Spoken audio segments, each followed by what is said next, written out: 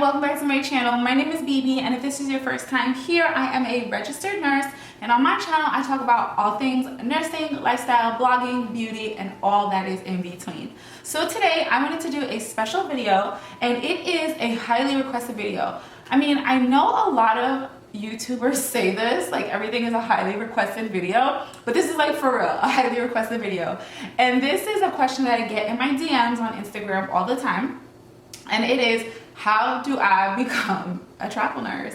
So I kind of wanted to do this video explaining to you from beginning to end how to become a travel nurse. This is for somebody who has no idea where to even start. You're kind of thinking about it, you don't even know how to even do anything. So I'm legit going to break it down from beginning to end how to become a travel nurse. So if that is something that you are interested in, then please continue to watch this video.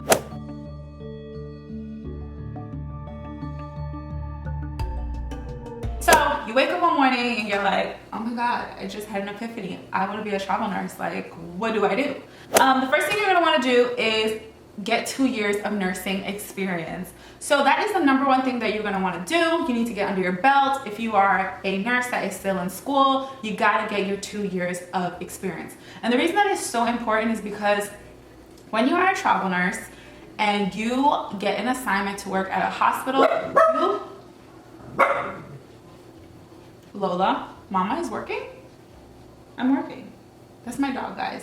Anyways, so when you're a travel nurse, you get minimal amount of training. If you remember, or maybe if you don't know, when you get a job as a registered nurse or a licensed practical nurse, wherever, you get about 2 weeks to a month. I've even heard of 8 weeks of training on the floor. When you are a travel nurse, I have gotten anywhere from 0 training, where I have walked onto the floor and the unit director has said, this is the med room, this is the supplies, these are the patients, this is the floor, you know how to be a nurse, you got this, good luck. And the next day I came back and worked on the floor, and I have gotten the most 3 shifts of orientation where I shadowed a nurse where she just showed me, you know, how to document requirements of the unit, where the med room is, all that stuff. They're not going to teach you how to be a nurse again. You already know how to be a nurse. So the number one thing to remember is that you are going to get minimal amount of training, and you just kind of have to go with it. So that's why the number one thing that you need to know before you become a travel nurse is get your 2 years experience. For me, that is what I did. I had 2 years of nursing experience literally on the dot before I started my travel assignment. So you have your 2 years under your belt and you're like, okay, so what do I do now? Now you need to find a travel agency. You need to find a recruiter, and you need to find a traveling nursing agency. So the purpose of having a travel agency is because they are going to be the ones responsible for placing you within a hospital or wherever it is that you choose to work. So the role of that agency is basically to place you in a hospital. Now I'm gonna say this in the most layman terms. So I call up my travel recruiter, and I'm gonna call her Sam, because actually my first travel recruiter, her name was Sam, so this is perfect. So I call up Sam. She works for this company, and this company has nursing jobs in 50 states, all the 50 states, including Hawaii. And I will call her up and I will tell her what is most important to me. No contract is going to be perfect, but you need to find what is most important to you. So in this scenario, I'm going to say, listen, I want to go to California and I want to make $2,000 a week. That's what I'm going to tell Sam. So Sam is going to go on her computer and she's going to say, all right, BB, so in California, since you're not being specific, I have 10 different hospitals that need travel nurses right now, and they are offering you at least $2,000 a week. Is there a specific hospital that you are interested in? If I say yes, she will look on her list, and if that hospital does not need a travel nurse, then we will move on. If I say no, I just want to be in California and I want to make $2,000 a week, she will then send my profile to those 10 hospitals, and one of them will be interested and they will call me. Their director will call me, their unit manager will call me, and I will do a phone interview. If that person likes me, then they will offer me the job. And from that point on, I will get a notification from Sam, and she will say, hey BB, Seattle Grace Hospital is interested in you in California, and this is what I need you to get done so that we can have your profile complete and you can start this job. And that will typically be for me to get a TB test, a physical, and a questionnaire, like a skills questionnaire, where you'll just say how familiar you are with certain things like IVs and different specialties. And that is pretty much it. That is pretty much it. So at that point, once I've done that, I picked my hospital, I've gotten interviewed, I got the job. Now it is time for me to actually move. So now I gotta figure out how the heck I'm gonna get to California. At that point, you have two different options. You can have your company find your housing. So basically Sam will say, hey Beebs, I have an apartment that our company is going to pay for, but with our company paying for this apartment, you're not gonna get $2,000 a week anymore. You're gonna get about $1,400 a week because we have to take part of your check to pay for this housing that we're giving you. Now, that is something for you to keep in mind. When you are a travel nurse, you always have the option of finding your own place or having the company find it for you. If this is your first travel assignment, one of the things that I recommend, and if you are in a new city, you're trying not to be stressed, you're already overwhelmed, is to have your company find the housing for you, at least for your first contract. And the reason I say that, like I said, if you don't have somewhere to stay, you can't find a place on Airbnb, you just are overwhelmed, you don't know the area, have them find your housing. Now, most travel contracts are 13 weeks. Now, the reason that they're 13 weeks is because your first week is counted as orientation, and then your other 12 weeks you're actually working there. During that time, explore different housing options. Use those 13 weeks to find housing. If at the end of those 13 weeks you're able to find your own place, when you renew with your travel company, or if you want to stay in that area and go to a different hospital, or if the hospital says, hey, we really liked you for those 13 weeks, can you please give us another 13? You can then tell your company, hey, for the next 13 weeks, I'm gonna find my own place. Put me back to my $2,000 a week because I'm gonna pay for it out of pocket. And you always have that option as well. Every time you renew a contract with the hospital, you renew a contract with your agency, it is something completely different. So that is why I said for the first contract that you do, which lasts 13 weeks, you can have the company pay for your housing. So you'll, like I said, you'll get paid a little bit less because the company is paying for your housing, so they're taking it out of your check. But when you renew again, that's a whole nother contract, and you could tell them, would like to have my contract more money because I'm gonna find my own place, and they will adjust accordingly. Now, housing is like the number one thing that I always get questions about, so that's why I included that in there. Guys, when it comes to housing, it's really up to you to do your own research. Sometimes your recruiter can have leads for you. They can give you different resources. They can tell you to join a Facebook group. They can tell you to check out Airbnb. But you also got to realize your recruiter does not necessarily live in that area. With my first recruiter, she lived in Florida, and I wanted to go to North Carolina. So obviously she's not going to know every single housing availability or what they look like in North Carolina. And for a big travel company, they have assignments in all 50 states. So obviously they're not going to know what is the best housing option for you in all 50 states. And sometimes they don't always have housing available to you in all 50 states. So you are going to be doing a lot of the work for yourself. And that's, like I said, that is usually a really big question.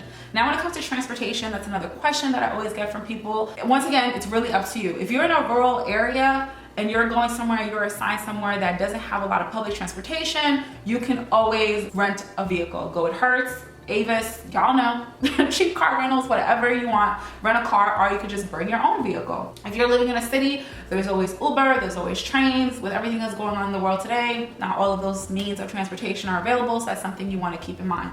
What I want to tell you, when you are a travel nurse, also, everything is not going to be handed to you. Now, if you prefer to be done that way, you will lose some money, because for the company to do certain things for you, like give you a vehicle, give you housing, give you other things, it's coming out of your check. Sometimes it's better for you to just take the extra step, find your own housing, find your own way to get from your apartment to the facility that you're working at. Like I said, it's usually more money in your pocket. I guess you can kind of say it's like a convenience fee for the agency to do those things for you. Now, another question that I get is like, okay, so once I do that, Beebs, I call my recruiter, she finds me up a place, like, okay, so what if I don't like it, or what happens when I get there? Every hospital is different. I really cannot tell you what happens when you get there. I've had good experiences and I've had bad experiences when it comes to travel nursing. The best thing that I can tell you is just to embrace the mindset that it is only 13 weeks. It is only 13 weeks. It is only 13 weeks. I can do all things in 13 weeks or less. Honestly, that's all you have to do. It's only 13 weeks. No travel assignment is going to be perfect. No travel assignment is going to be what you expected. No travel assignment is going to be the best thing ever that ever happened to you since sliced bread. I've had great ones, I've had non-great ones, but the best thing that you can do is just make the best of the situation. And if you don't like it, then do not renew. Don't come back. Go to another hospital, go to another floor, go to a whole nother separate state, okay? Let me think, is there anything else that I forgot that is important for me to talk about? Before you call up your recruiter and you become a travel nurse, a couple things that you want to keep in mind, and I will probably write down, is what are the things to you that is non-negotiable? Because no contract is going to be completely 100%. There's going to be parts of your job that you're not going to like. You're either going to end up on a floor that you really weren't too fond of, or you're going to end up getting paid what you weren't too fond of, or you're going to end up in a hospital that you weren't too fond of. So write down the things that are non-negotiable for you. I'm going to use myself as an example. Whenever I call up my recruiter, now don't tell me that my necklace was backwards. When I call up my recruiter, some of the things that are non-negotiable for me, and I usually have in the back of my mind, is where I want to go and how much money I want to make. And that's on period. So right now I'm in Atlanta. So when it was time for me to come here, I let my recruiter know I want to be in Atlanta and I want to make at least, I'm throwing out random numbers, I want to make at least $2,000 a week. So do not call me if the job is not in Atlanta or close to it, and do not call me if the amount of money that I'm going to be making if I choose this travel assignment is less than $2,000 a week. So those are the things I am non-negotiable about. At that point, my recruiter would call me and she would say, hey Beebs, I have 3 hospitals in Atlanta that are paying at least $2,000 a week. I would then ask her, what are the name of these hospitals? And I would write them down and I would go on the internet and I would Google. I would Google or join my little Facebook page that I have for travel nurses and ask them, like, what is their charting system? That's really, really important, because as you guys heard me mention before, when you are a travel nurse, you do not get an extensive training. You literally can get 3 shifts or 1 shift or no shift. So that is not enough time. And if this is your first assignment, I'm telling you right now, that is not enough time for you to learn a completely different charting system. You don't want to put yourself through that. And especially if you're somebody who wants to work day shift, don't do it to yourself. Don't do it. Don't do it. Don't do it. I'm telling you, don't do it. So once she gives me those 3 hospitals that is in my area, or if it's more, that's fine.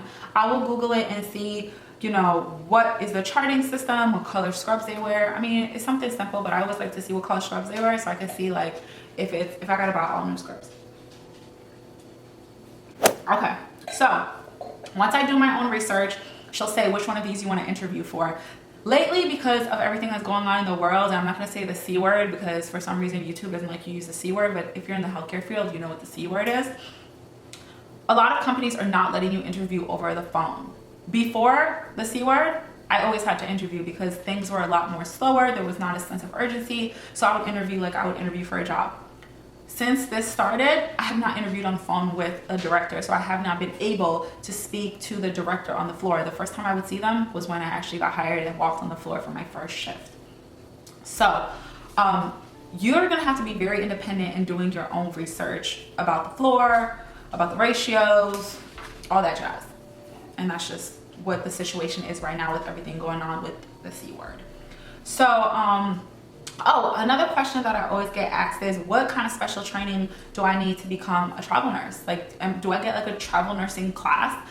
No, you don't. You really don't. There is no travel nursing class. No, you just don't. If I am a med-surg nurse, I am going to be assigned, or I'm going to be submitted to med-surg floors.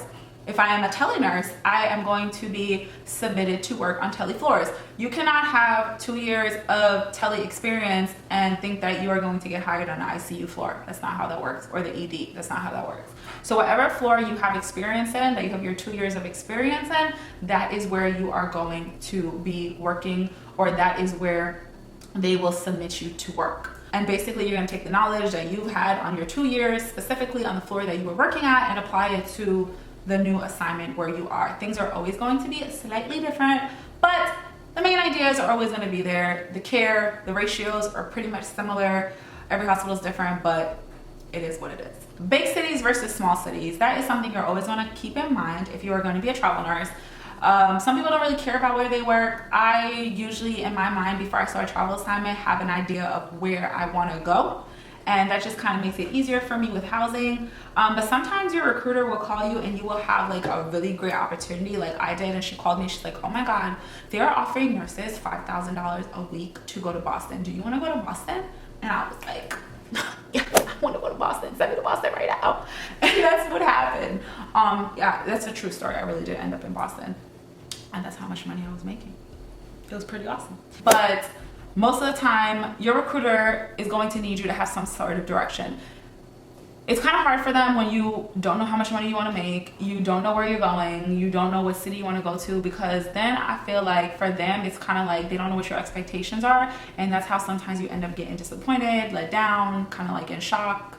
So always have in mind before you start a travel assignment where exactly you want to go and what your expectations are. The best advice that I can give, because I always get this too in my DMs on Instagram, is what is the best advice that you can give somebody who wants to be a travel nurse? And that is always to be open-minded. Don't ever say this phrase. Don't ever say this phrase. That is not how we did it at my hospital. Y'all, they don't care.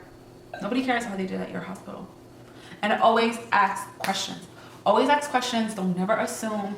Always be open-minded. Don't think that you know it all, and don't feel like what they're doing at their facility is wrong. If you go to a facility and they decide that they want to put briefs backwards and you are the travel nurse in that facility, you need to put the briefs on backwards, because that's what they do there, and that's what their policy is. Obviously, nobody is ever going to ask you to do something that you know is not in your scope of practice, which is like a general consensus of the nursing world, but every facility does things different. I worked at a facility as a registered nurse, was not allowed to put in peripheral IVs. Mind you, when I first became a nurse, I spent almost a year trying to become the best IV sticker in the world. And I was at a hospital in Boston where nurses were not allowed to put in like a basic peripheral IV. Never heard that in my life. And that was like my 10th travel assignment. Do you think I ran up in there and I was like, well, within my scope of practice, I could put in a peripheral IV, so I'm just gonna do that and y'all could whatever. No. Y'all don't want me to put in peripheral IVs, guess what? I'm not gonna put in peripheral IVs. I'm just gonna wait for this nurse to come up here and do it. So that's just one example. So always keep an open mind, always ask questions, never be that person where you need to be, you know, not flexible with policies and procedures and all that. Every place is different. Every place is gonna have their own policies and procedures. Let's go with the flow. That's the best personality trait you can have. If you're a go with the flow kind of person, travel nursing is for you. If you're one of those people where you freak out at change kind of makes you nervous, it's not your thing, it's not your zhuzh, travel nursing may not be for you. I know I kind of rambled on a little bit, but I really wanted this to feel more like a conversation than me sitting here lecturing you guys, because I mean, that's kind of boring. That's not my personality. And I've been drinking some wine, so I'm a little more relaxed. That is pretty much it. I love you guys so much. Thank you for coming to my channel today, and I hope you enjoyed it. I hope you learned something. I hope I was able to outline in a somewhat entertaining way how to become a travel nurse. And if you guys have any other questions, please leave them down below. As previously mentioned, I am going to be doing a video specifically on how to pick the perfect travel agency for you, along with how to pick the best contract for you, and also to pick the best recruiter for you. So it's gonna be 3 separate videos. So if you want to be on the lookout for those, you wanna make sure that you can find them when they are uploaded and ready to go, make sure you subscribe to my channel, and also let me know that you guys love this video. What else? Oh, if you got to the end of this video, I want you to comment down below, black frames. These are my new black frames and I love them so much. These are from Quay. Is it Quay? Quay, Australia. These are the don't at me's, and I want you to comment down below. Oh no, comment down below, don't at me. Don't at me. Yes, comment down below, don't at me, to let me know that you finished my video. And that is pretty much it. I'm gonna stop rambling, and yeah, love you guys so much. Thank you for watching, and happy nursing. Bye. Bye, bye, bye. Baby Lola. You're so baby Lola. It's upsetting me and my homegirl, because we feel like, well, dang, if you can't go to Bella Noches, then where can you go, right? If you can't go to Bella Noches, where could you go? That's it. That's all I want to say today.